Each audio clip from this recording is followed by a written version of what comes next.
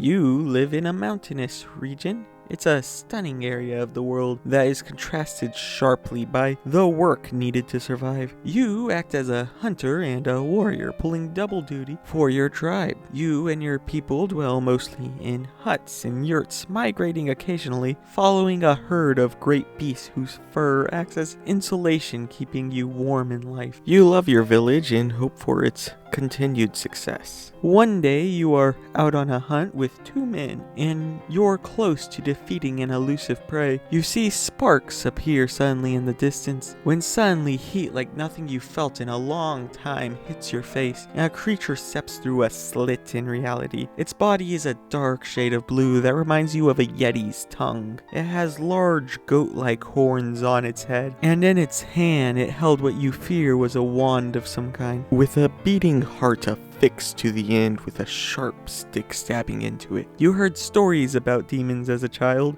but you never feared you'd have to face one in person. The first instinct of you and your friends was to kill the danger. When your first ally fell, your instinct changed into cowardice. Your second ally agreed, but his luck in fleeing was worse than yours. You arrived home and warned your tribe. Surely y'all could band together and fight it, but it was too late, and it hid itself in the wilderness.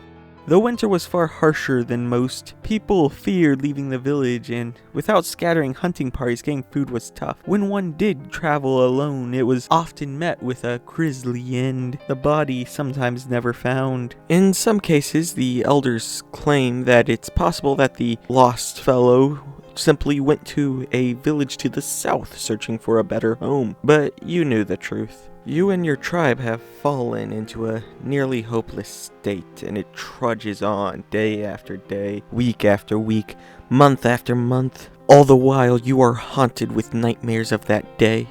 Then one day, a stranger arrived. He wore a cloak of white and had heavy armor with engraved symbols. He called himself a holy warrior, but your friends knew him by a title, Paladin. As it turned out, the village elders sent a cry to help to a southern city, and he was here to remove the demon. He tracks you, yes, you personally, down and asks to be shown where the opposer of good was first seen. You'd migrated since you first encountered it, so the journey was rather long, but you had no trouble. He found the location and referred to it as an inconsistent portal, appearing likely no more than once a year. He performed a ritual meant to prevent it from existing even then. At that moment, a monster lunged from a point in darkness to attack the paladin. It had changed from when you last saw it. Now it has thick, shaggy fur and large claws capable of tearing through steel. The attack was sudden and you didn't know how to react. You paused with fear as they begin to tussle. Then you remember what this thing has done.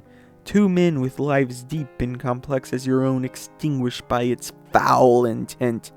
And you were not going to stand by as it tried to end another one. The battle this time it leaned in your favor, and with a startling hiss, the creature melted into a pool of acid. You revel in the victory, filled with a sense of justice. On your way back, just before you are home, the paladin says he wished to talk to you. He tells a story much like yours, how he was once a nobody and an evil creature had come to his domain before his home was saved by a paladin. You realize where he is going with this story as he invites you to the order. You don't hesitate. As one with potential, you can't afford not to save more villages, not to kill more demons, not to help more people.